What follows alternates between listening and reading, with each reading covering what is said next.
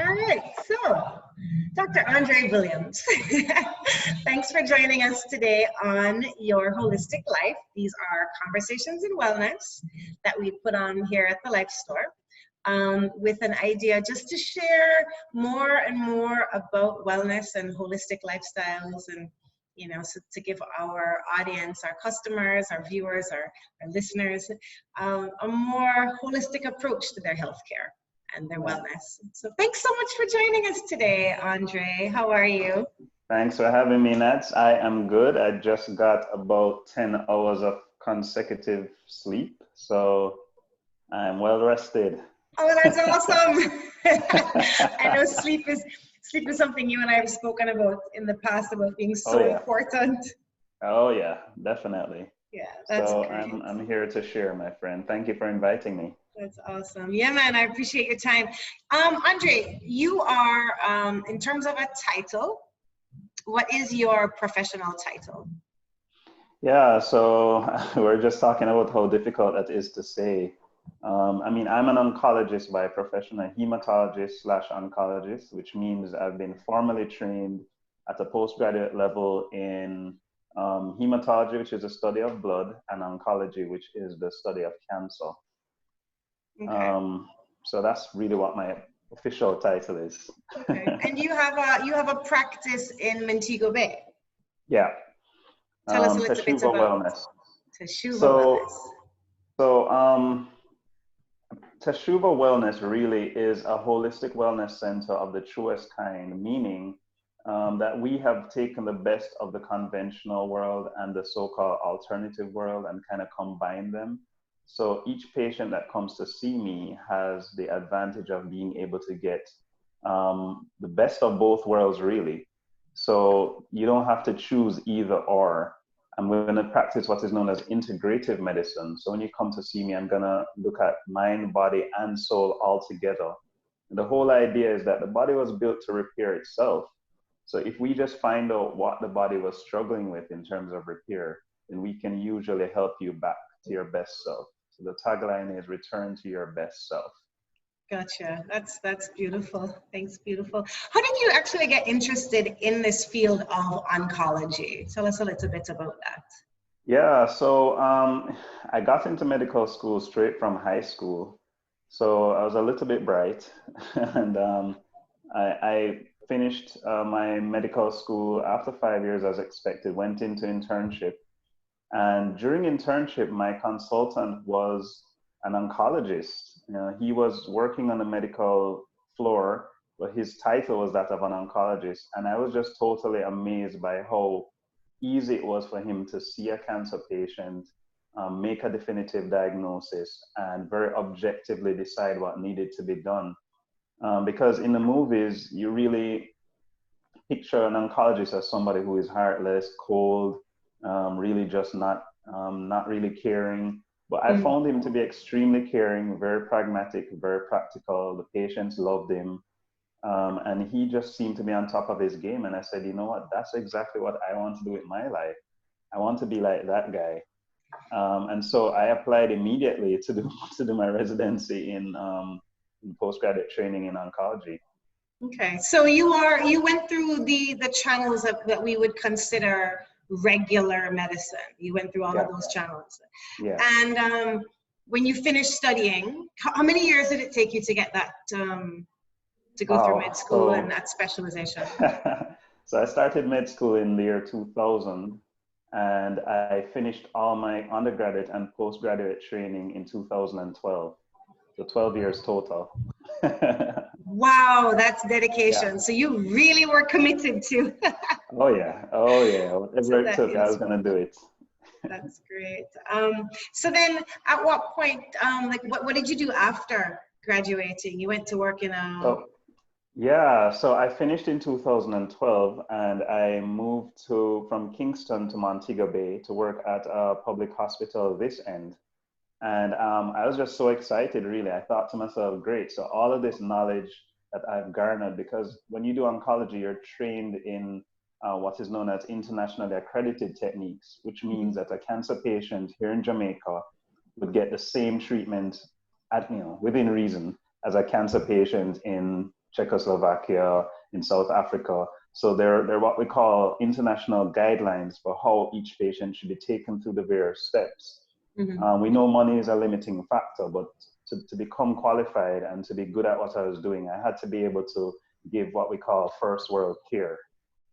And so I was so excited because at the time, there were only a few oncologists. There's probably only one oncologist on the western end of the island. And I thought, hey, I'm going to be able to make so much of a difference on this side of the world. And, you know, the so-called rural end of the island would now have access to first world cancer care. So that's really where I thought I was going to end up, just doing conventional cancer care for the rest of my life and making a great difference. Yeah, I mean, bright-eyed and bushy-tailed, fresh out of school. Right. Well, that's right. As fresh as you can be after 12 years of training. And you went into that hospital setting, a great post, ready to change the western end of the island. And what happened next? So total disappointment for me. I found that maybe for every 10 patients I saw, 4 of them would be like flat out, I don't want chemo, I don't want radiation, do you have anything else? Or they might say, I can't afford it, because from time to time I'd recommend a drug that wasn't available in the public system and they'd say, Doc, I just can't afford that. Or they might say, well, I've already tried it and it didn't help me, or I had too many side effects, do you have anything else? And the one that really got to me was when they would say, hey, Doc, I'm the breadwinner for my family. I can't afford to take a day off to do chemo. And worst of all, I can't afford to take another week off lying on my back recovering from the chemo. So it was devastating for me, really, to know that I was only helping maybe 6 out of every 10 patients. And even then, you know, chemo is not perfect. So even with those 6, I probably wasn't getting 100% results either. And it began to it bothered me, because I didn't feel like I was really achieving what I had set out to achieve, which was to offer really good care to everybody. So, you know, it caused me to reach a crossroads in my life, and I literally just started searching for answers. And as you know, in conventional medicine, anything that's not randomized control trial, studied in X amount of patients, this is what was found, it's kind of frowned upon. But I was that desperate. I was like, listen, I need to be able to offer something else to the other 4 patients. So I just started combing any literature I could find to see what else was out there. And one of the first things that happened was I came across nutrition. And I realized that nutrition in cancer, for example, is so much more than what we see on social media, which is just squeeze a lemon into your water every morning and you'll be fine. There's like so much else out there that's been properly studied, reproducibly demonstrated over and over, and well documented to be helpful. And as I dove into the literature, I found out about the Gerson therapy, for example, which you and I have spoken about, which is like decades old, and it has been shown over and over to improve outcomes in cancer. I booked a plane ticket and just jumped on the plane to San Diego like 2 weeks later for their training course, which they hold only once a year. So I was lucky to have found them. And, you know, my life has never been the same since. Wow. Wow. Okay, we're going to dive into that. But, you know, you mentioned a really, really important point, and it's something that I try to get across to people often. I'm on social media as a health coach, as the owner of the Life Store. You have to package things for social media in bite-sized chunks that the majority of the population can see, and it appeals to. It has to be pretty, it has to be kind of sexy, kind of snazzy, whatever. You know, it has to appeal so that you get the likes and the shares, and that's the algorithms of social media, you know. And I saw an interesting story post the other day, and it said, you are what the algorithm wants you to become. And, you know, I digress, but you see, sugar causes cancer. Boom. You see, drink apple cider vinegar. And people want these little chunk down bite-sized pieces. So I understand Gerson's, and we're going to dive into that because it's phenomenal. But do these little teeny tiny adjustments to my diet make a difference? Like if I cut sugar out of my diet, is that beneficial? Yeah, so naturally there are gonna be things that are generally just unhealthy across the board. So refined and processed sugar is just unhealthy. There's no getting around that. Mm-hmm. Lots and lots of animal protein on a daily basis is just not going to be helpful. And WHO has demonstrated that categorically, for example, that animal protein does promote the formation of cancer. Um, but you know, it gets tricky from there because you don't want to make too many generalizations with the human body, Mm-hmm. because then what you're doing is you're pretty much moving away from the uniqueness of an individual, and you're moving towards this everybody is the same, you know, we're all the exact same thing. Once you don't do this, you're fine. Here's my um 10 steps to yeah. preventing XYZ. Good Yeah, for there you everybody. Yeah. Well, we are, go. you So know, bio individuality is a concept, and we are very different because we have yep, different genetics. We yep, have different lifestyle epigenetic indicators, which is, you there you know, go, how their diet and lifestyle impacts your genetic expression, which is something that there is you a go. phenomenal field that's growing. So, with that in mind, though, how does my lifestyle impact the presentation of cancer? Yeah, so this is actually what I'm most passionate about. Because for years we've been told that cancer is genetic, meaning Mm, that it's a function of your genes and there's nothing you can do about it. If it's going to hit you, it's going to hit you. It's almost as if it's like a hurricane that just forms out of nowhere and suddenly you have cancer. And everything that I've seen for the past, I guess it's what, 20 years now, has told me the exact opposite. And so one of the stories that I really like the analogies I like to make is, and it's common in Jamaica, you'll see three men, all friends, walk into a bar and all three of them order the exact same thing, mhm, right? And the exact same amounts. Two of them get up, walk off, no big deal, drive home, go to sleep. And one of them is stone cold drunk at the bar and can't get up. mm, And you know that person obviously gets teased, oh, you can't handle your drink. But the truth is that the alcohol is metabolized by the liver, and so the genetics that you inherit from your parents will determine how readily you metabolize alcohol in this case, but it can also be how readily you metabolize a certain food preservative. It can be how readily you metabolize a chemical that you're exposed to in the workplace, in the garden, that kind of thing. And so I have found that there's so much diversity, as you said, in what our genetics cause us to develop, because having gotten a set of genetics from our parents, as you correctly said, we now are exposed to different environmental factors, which now play into those genetics and they influence how much our body can handle. So one of the ways I like to explain cancer is that our body, even as we speak right now, our bodies are regulating various things, our heart rate, our respiratory rate, or the diameter of our eyes, how much light is coming into our eyes. All of that is regulated by the body.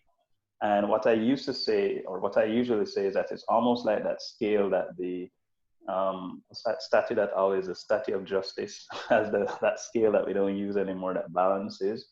The body is constantly striving for equilibrium. We call it homeostasis in medicine. And so, you know, your heart rate goes up, it finds a way to bring it back down. The temperature goes up, it says, okay, let's sweat a little bit, cool you back down. But what happens when it encounters something and it doesn't know how to get back to complete equilibrium? And this is my definition of what we call dis-ease. So we've always associated dis-ease with like infectious diseases, that kind of thing. But dis-ease really is exactly that. The body is unable to get back to a position of ease. And so this spans the whole spectrum of diabetes, cancer, hypertension, lupus, all mhm. of those things, because the body is no longer able to regulate itself back to balance. And so what we've done is we've kind of said, all right, let's just create all these fancy drugs that will artificially push the body back into balance. And invariably what happens is we overshoot and end up on the other end of the spectrum, which is where we talk about side effects and complications of the drugs and so on. And we kind of say, okay, well, it's acceptable because at least we're not up here anymore. But my mission and the way how I see myself helping each client is to figure out, especially my cancer patients, is to figure out how did we get here and why can't the body get back to balance? What is blocking it? And so every single client I see, that's my question. What is your block? What are your unique genetics? And how are your genetics playing into what you've been exposed to in life? And I know we spoke earlier, Natalie, about, emotions are also things that have a really important role in what you can tolerate in life as well. They impact our epigenetics, impact how we can tolerate different life stresses. And I really do believe that they are one of the fundamental contributors to our diseases, including cancer. But I'm gonna just keep talking. Well, no, I'm a lay person when it comes to this, but a lot of the work that I've read, every cell in your body is bathed in neurotransmitters. Yeah. Right? Yeah. So we all know that if you go to give a talk, and giving a talk is not something that you normally do, you get nervous, and what happens? You feel nauseous. Yeah. Yeah. Or your heart rate goes up. Yeah. Or you get frightened and you feel the blood drain, and your heart rate goes up, or just there's so many things. Or you get diarrhea. You're going into a big exam and all of a sudden your bowels just want to release, and so there's such a connection between what goes on up here and what goes on in the rest of the body. So again, from a layperson's perspective, with a little bit of reading, it stands to reason that what upsets my here can upset every cell in my body. Yeah, for sure. Interesting, the emotional cancer connection. Yeah, it's crazy, I've seen so many weird things in like here at Teshuva Wellness. Luckily for me, I trained with Dr. Dietrich Klinghart. He is a really popular German teacher of so many things about the body. And he said to me in one of the small class groups that I was able to attend with him, he said, listen, I've been doing medicine for 45 years. And I wish that for the first 40 years of my life, I'd learned what I learned in the last 5. Which is pretty much, hey, listen, half of the issues that we have originate in our emotions, and they move out from there, they branch out from there. And of course, physical factors play into it, nutritional factors, all these different things start to play into it. But he's found that if he can get the person emotionally grounded and balanced at the get-go, and half of his work is usually done. And it's just so crazy how my practice has changed since I started to realize that, which is not to say that you can just emotionally get your way out of any problem, but certainly acknowledging that emotions are a key contributor is so key to the whole healing process. And I don't think we have been emphasizing that enough as physicians. As medicine evolves, and it does evolve as more information comes to the forefront. Granted, sometimes it takes a little while for things to be incorporated into the traditional medical viewpoint, just because of those studies that you mentioned and the importance of that, which is very respected. But I think what we're seeing more and more is that word integrative. I am not just my lungs. So a pulmonologist has a role. I am not just my blood, but a hematologist has their role. That's their specialization. But we have to take into consideration that there are many things that impact. We are a whole being, holistic, a whole person, a whole being with various parts, and I think, so dealing with the emotions can't just fix cancer. But getting emotions under control is an important part. Correct. So what I find happens now is that I'm sitting in the middle of a spectrum that on one end has a conventional doctors, which is how I was initially trained, which says, listen, physical changes are what are needed. you need to take this medication, and this is the only thing that will help you to get rid of cancer. I know it's not as hard and as fast as that, but I'm being extreme. And then on the other hand, you have the so-called naturopathic people or alternative people who are saying, listen, don't take any chemo, don't take any radiation, don't take any conventional medicines whatsoever. Just do these simple things and you'll be fine. And both of them are generalizations. And somehow I find that I'm sitting in the middle trying to balance between the two. And most times the patient is also somewhere in the middle. And there have been times when I've had to say to a patient, look, you need to take chemo at least partially or at least halfway through to get your body back into balance, because there's just too much cancer. So maybe if they offer you 12 cycles, you may not be able to manage all 12, but you need to do something to give us some time to get the rest of your body back into balance. And there have been times as well in which I've said to a client, listen, you are not in a state now where your body is going to be able to respond and get the benefits from chemo. We need to focus on your nutrition. We need to focus on getting your emotional stuff going so that you can be in a better place. Got it. So you are not, I am alternative and we are not doing anything traditional. You are integrative, straddling, using various modalities from your various learnings. Yeah. Awesome. Yeah. So that's pretty, to me, that's a good approach. That's what I would want. You know what I realized recently, Natalie, and obviously I'm being totally humble about this, but I didn't realize that I was on the journey to becoming this sort of a hybrid until I was already here. And, doing workshops in other countries over the past couple of years has shown me that there actually aren't many people who have followed my path. And so I've had to kind of embrace who I am, embrace the fact that, I may not ever feel the validation from either side of the spectrum, but to know that what my patients are able to benefit from is the vast exposure I've had to both sides. Yeah. So just this week, for example, I've had a funny story with this patient who, as I said before, I sometimes tell people, yes, go and do the chemo, but I'll support you from a nutritional point of view. I use some of the elements from Gerson, that kind of thing. And the lady has been coming back to me while doing her chemo. She'd come back and say, Doc, something is not right. I'm sitting in the chemo suite with people who started the chemo the same day as I did, and I'm not experiencing any side effects, and they're complaining all the time. Like everybody is kind of just like, mumbling about how this thing is horrible, and I'm not feeling any problems. Is everything okay? So I'm like, trust me, everything is fine. Your labs are fine. You're progressing nicely. If anything is wrong, I'll let you know. And so she comes back to me this week after, I think it was maybe 4 cycles of chemo. This is a point in her regime where they would normally kind of check how she was doing with a repeat CT scan. So she comes in and she's smiling and she says, Doc, I went to go for my review at the hospital, and the doctor sat me down, and his only words were this: are you taking anything other than chemo? And of course she didn't want to, kind of expose me. So she lied. She told him, no, Doc, this is all I'm doing.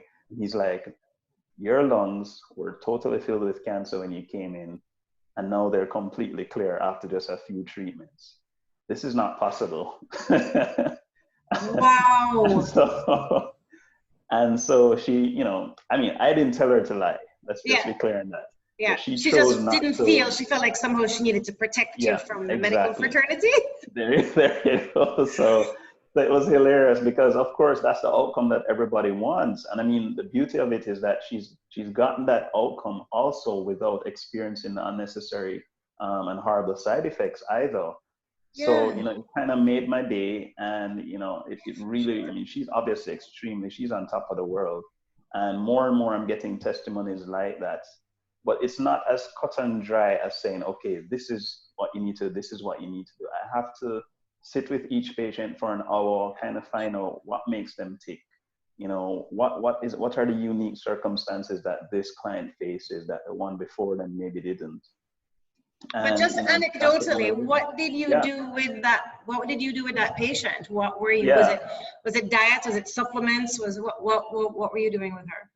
Yeah, so in her case, she didn't have very many emotional factors. What was happening with her is a unique thing that I'm starting to see more in Jamaican women, which is that she had really low iodine levels. And iodine is, incredibly important for the health of the ovaries, of the breasts, of the uterus, and of the thyroid in women. And most Jamaican women don't realize, for example, I know you want me to go here, that household bleach is Yeah. so poisonous to the body if used, especially the way how we use it in Jamaica, which is that, most Jamaican women and men, you pour and pour the bleach into the water until you start to smell it. And when you start to smell it, you're like, yeah, man, it's right. That's the right concentration. But if you really read the back of the bottle, you realize that it really wasn't meant to be used at that kind of strong concentration. And so what happens is we have a unique dietary issue here in Jamaica in that being an island, we don't get a lot of, what's the word? We don't get a lot of rotation of our soil. And so our iodine levels, I suspect, in our soil are not that great, and certainly not in our everyday diet, which isn't even, for the most part, isn't even foods that are grown locally anyway. Then we have these other things that we take into the body that actually compete with iodine for use. And so I'm seeing more and more women that are low in iodine, and they present with, ovarian cysts, breast cysts, thyroid issues. I still feel like there's a link somehow to fibroids as well. And ultimately, this lady in particular, she presented with the outermost end of the spectrum, which is breast cancer. And so what I did was I just prepared her to have her iodine levels refilled. I said, you need to do the chemo because the cancer is at a point where you need help. And we're going to work on your diet to ensure that your body has what it needs to rebuild and also to clean itself. And we just take it one day at a time. Okay. And and it was relatively easy for her, but as you could imagine, there are other cases that have so much more complex interplay at work. Yeah. Right. Yeah. And just as a disclaimer, I want to be really careful. And this is not a suggestion that every Jamaican male or female should go out there and start to supplement with iodine, because you don't want to over stimulate the thyroid and then end up with a different challenge. But this is a situation or an example of the need to do the necessary testing that's required to see what's your particular situation, like what's going on with you. What's going on with you. But we could take the broad brush approach and say use less bleach. Oh yeah, for sure, for sure. So bleach in and of itself isn't harmful, but I just feel like the way how, all of us grew up learning that, you pour and pour until you can smell it. And then once it starts to burn your nostrils, that's the right strength. Right. So if we could kind of change that culture and actually just use the recommended concentration, it would still get the place clean, I suspect.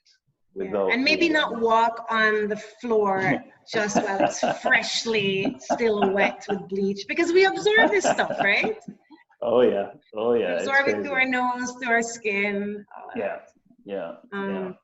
So, this is leading us to an interesting question that came up while I was listening to you talk about this particular lady. And thanks so much for sharing that story. And that must, I know what it feels like to help someone and to actually see them improve. So that must be like, that's such a, a validation as to the path that you're on. And that's incredible. But you said that when you tested her, you saw that she had low iodine levels. Yeah. If you were to look at cancer management from a preventative standpoint, and not from a treatment after diagnosis standpoint, are there things that the regular, so we know we should go to the doctor once a year and do our executive profile, and not many of us do that alone. But is there anything else that we should be checking just so that we know that our body has the optimal level of nutrients? So it's a good question. I'm just trying to find the right way to kind of frame the answer. There's probably the best way to express how I feel about cancer prevention is to go back to what I had said earlier, which is that cancer represents, in our generation, probably the outermost part of the spectrum of bad things that could happen to you. Meaning, that the body is constantly trying to compensate for what we're being exposed to on a daily basis. And so when it really reaches to that point where, listen, I can't hold it any better than this. This is the best I can hold it at. That's when you start to develop cancer. So the easiest way probably to prevent cancer then would be to identify warning signs, for example, that the body will give you long before you reach that far end of the spectrum where cancer becomes a possibility. And to be able to recognize when your body is telling you that it's not comfortable, it's not able to regulate well. And I think I don't want to generalize because that's already been done on social media. But one of the things that I find is really, really like an early warning sign is when your sleep gets disturbed. But Andre, that's 9 out of 10 people that come into my practice. That's 9 out of 10 people that walk into this store. That's right. Wow. And so that's why at Teshuva Wellness, for example, we do IV vitamin treatments, because when the majority of our clients that come in for their hydration, and we've done pop-up treatments at your store, for example, we need to do some more. The majority of them are like, oh God, doc, I'm just so exhausted. I just don't know how I'm gonna cope. I can't sleep. And the body goes into this vicious cycle where, because you're so stressed, it actually starts to lose vitamins at a faster rate, which then makes the problem even worse.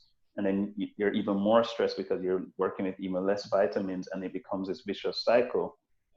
And so we have the IV hydration with various nutrients for that purpose.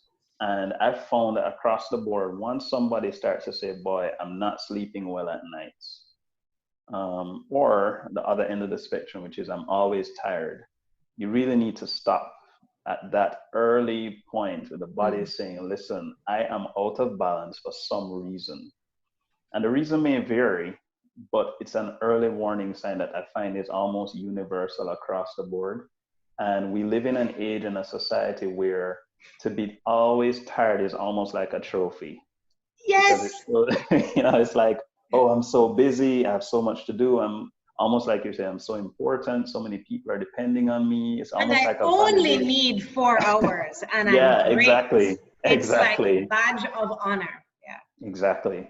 Wow. And I don't mean to go into too much techie stuff or science stuff, but as recently as 2010, scientists discovered that sleep doesn't just refresh the body. Sleep is actually a physical way that the brain gets to drain excess waste off.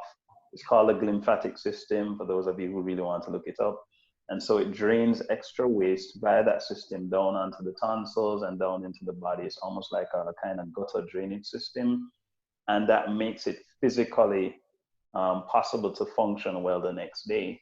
And so the less sleep you get is the less opportunity the brain has to use that system to drain. And so you start the next day with your brain polluted, so to speak, from yesterday's waste rather than nice and fresh.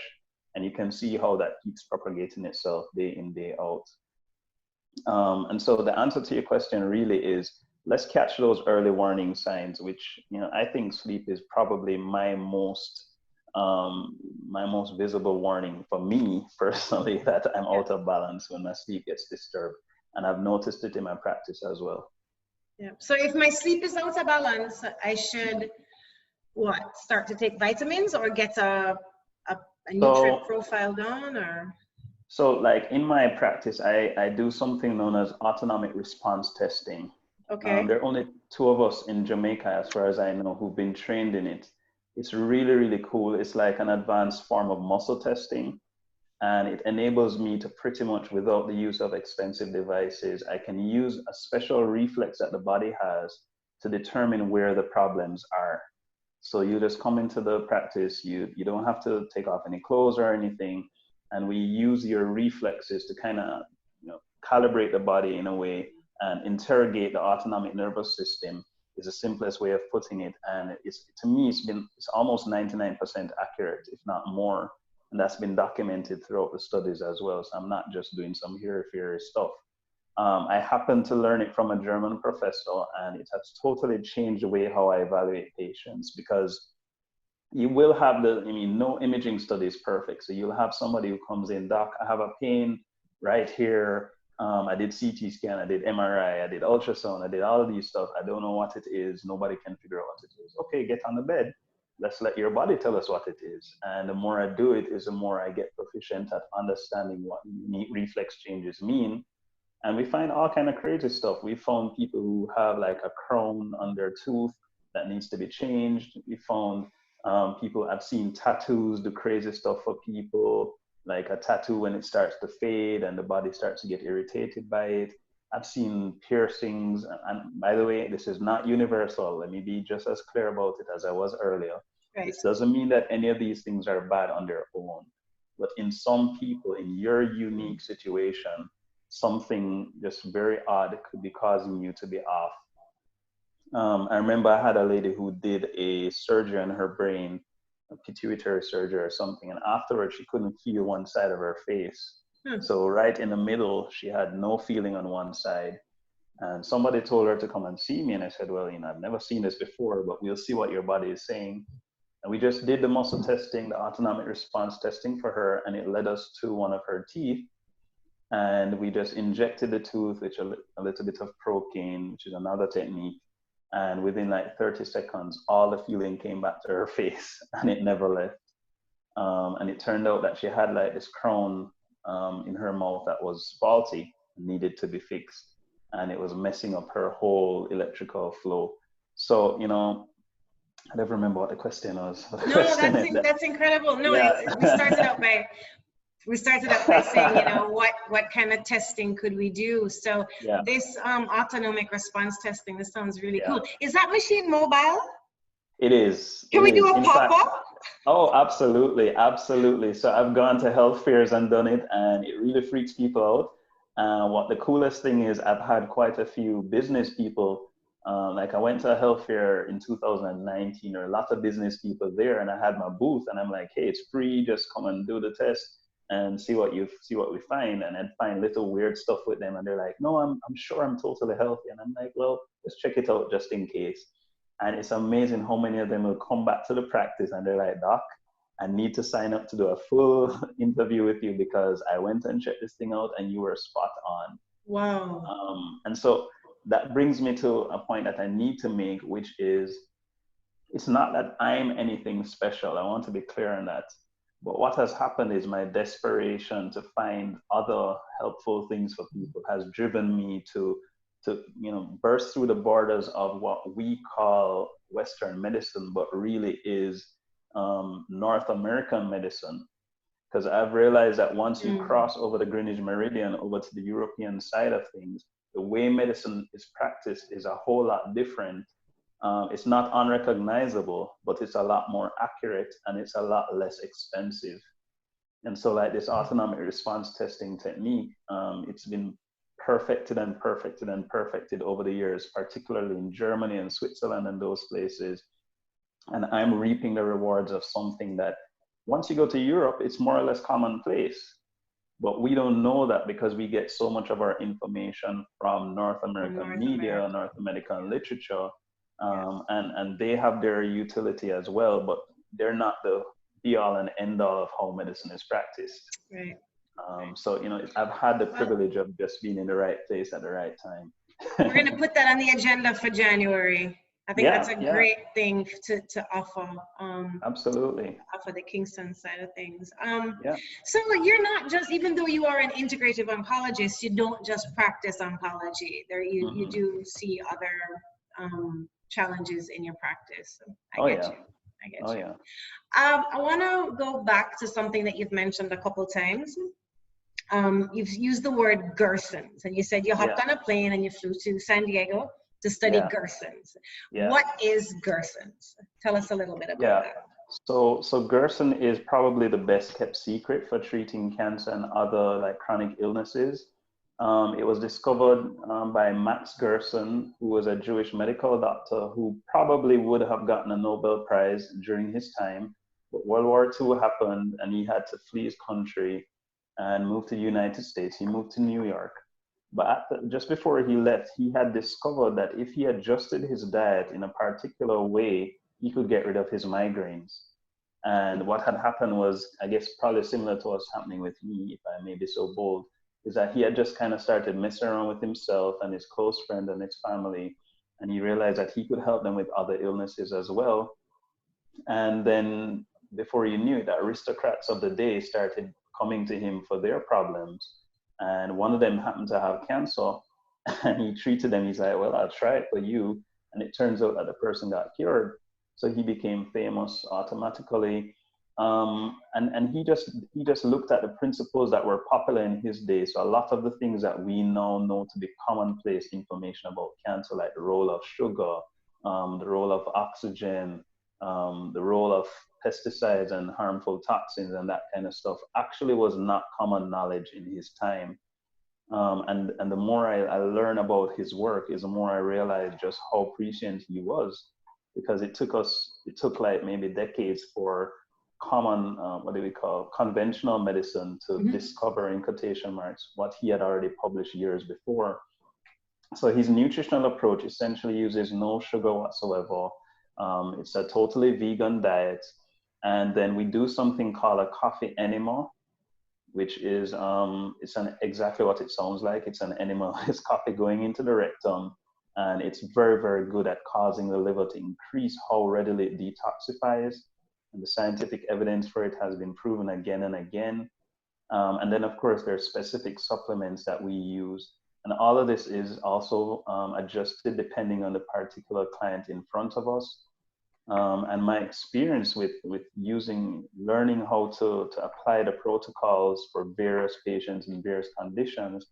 I mean, I'm seeing patients across the world via Zoom and guiding them through their respective protocols.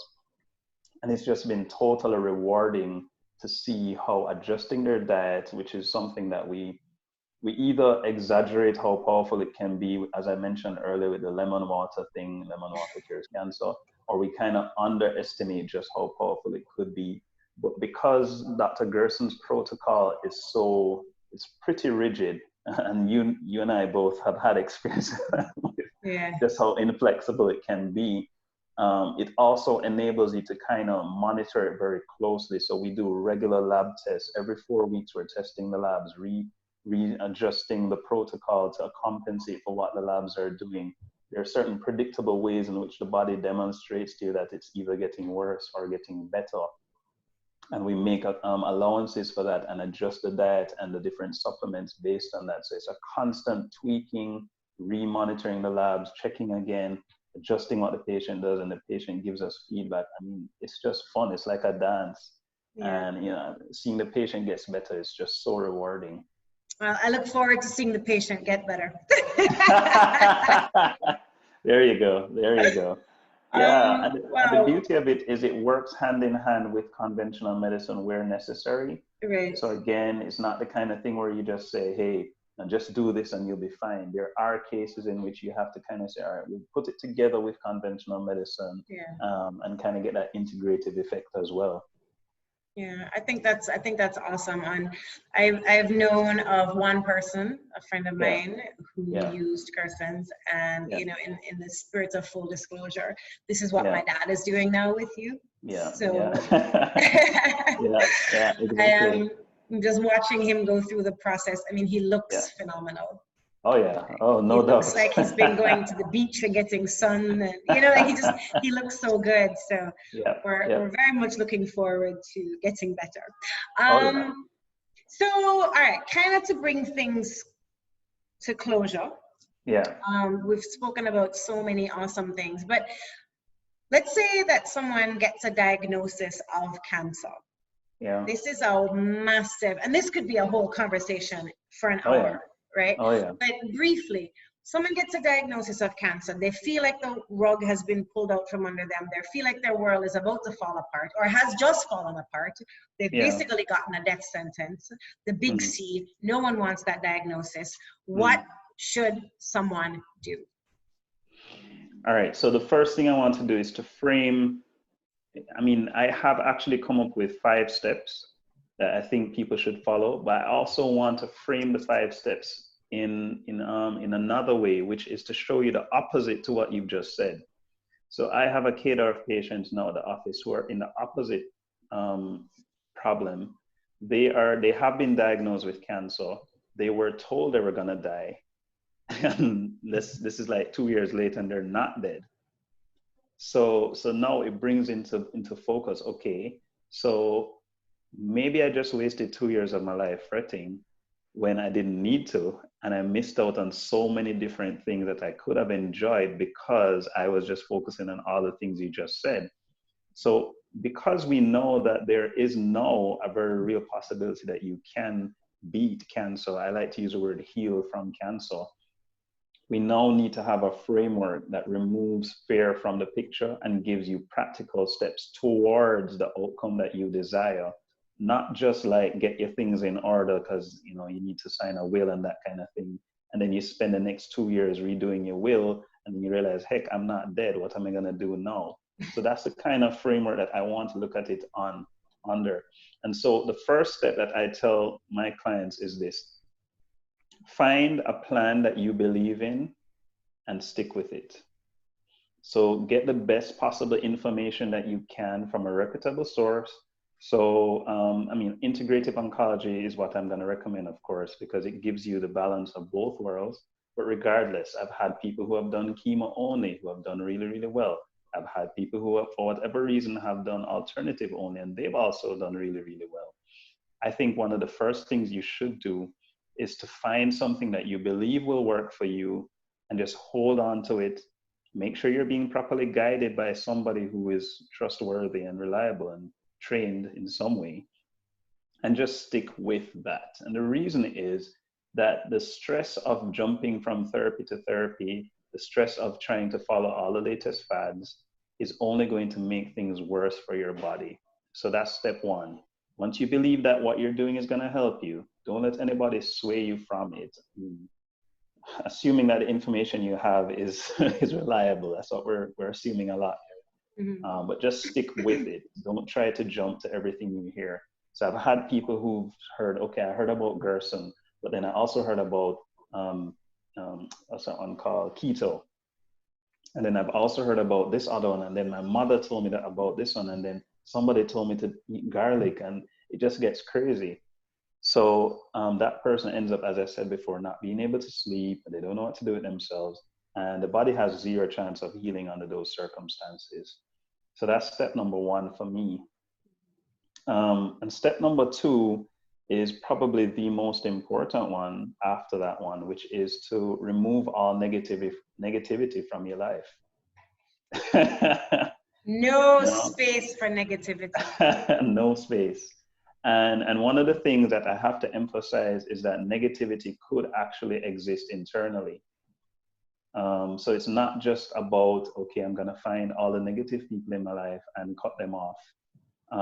You actually need to check within yourself as well to see, are there any areas in my life where I'm harboring unforgiveness? You know, are there people that have hurt me that I really just need to, you know, acknowledge that they've hurt me to myself and find a way to move forward from that hurt, even if they never ever change, even if they never ever say I'm sorry. And one of the most powerful things I do in my practice is that I encourage clients to do just that. We sometimes have a whole session where we just identify people who have hurt them, and we walk through a forgiveness exercise where they'll release the people. And oh my God, you'd be surprised how many success stories I've had just from that one exercise. But at the same time, it's equally important to identify external things external to your situation that could be causing negativity. So, for example, if you have a relative who is overly sad about what you're going through, like, oh my God, like, I can't believe this is happening to you. What are we gonna do? What are we gonna do? And every time you're with them, it's just all about crying and, oh my God, how are we gonna move forward from this? That's not terribly helpful either, because it just gets into this pity party zone, which is not helpful to anybody, let alone you. So you have to find a creative way. And I feel like this is something I probably need to write a little book about, to help people to navigate the delicate area of removing, quote unquote, negativity from their space.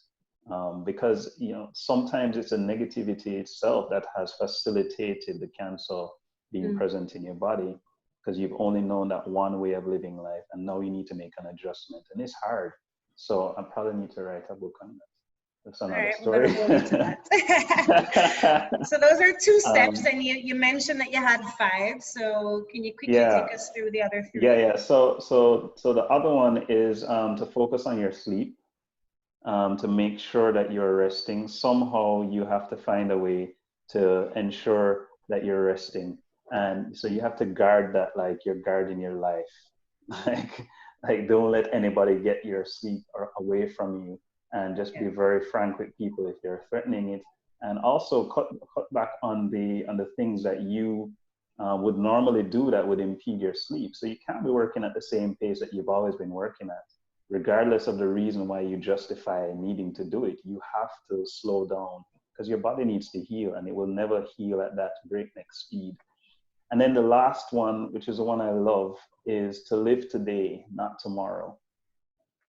And that brings me to what I said earlier, which is I have met so many people who were thinking they were going to die and then they didn't. And so they're now trying to pick up the pieces of their life because they had made all these preparations to die. They had not thought that 2 years later they would have been actually feeling better. And so they're in this kind of crisis, like, I don't know what to do with myself. I quit my job. I did all these things. And now my life is just, I don't know what to do. Should I move forward? Am I going to die? What's going on? And I have to sit with them and walk them through the process of literally almost living their life again. And so I say to people, in any case, we have no guarantee of tomorrow. And as we learned as little kids, tomorrow never really comes. By the time it gets here, it's today. There was this little poem we used to say.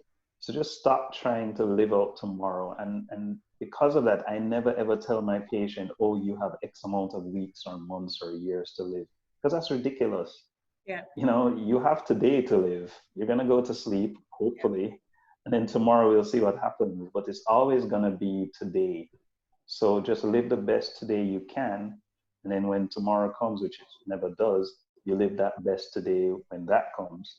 And in the meantime, hopefully you're going to be healing. And you just keep on living as close to your regular life as you can while preserving your sleep. While preserving your sleep and not eating too much sugar.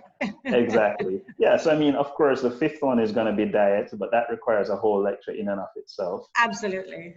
Yeah. So maybe that's why I we kind should of schedule part 2. Yeah. Yeah, absolutely. I'm here for you. I'm here for you and for your listeners. Yeah, that sounds awesome. Wow, you have spoken to us about so much. This is incredible. Yeah. You've given us a lot to think about. I'm sure a lot of people have not even heard about the term integrative oncology. So you've really opened our eyes to the fact that a diagnosis of cancer is not a death sentence. You can heal from cancer. And remove fear from the process. We need to protect our sleep. We need to reduce our processed foods and sugars. And we need to live every day with awesome positivity in whatever way we're going to infuse our life with that. We just got to keep, what was that meme? Motivation is like bathing. It works, but you have to do it daily. Exactly. Yeah, same thing about positivity. You've got to find ways to tune that dial, that radio dial to the positive frequency.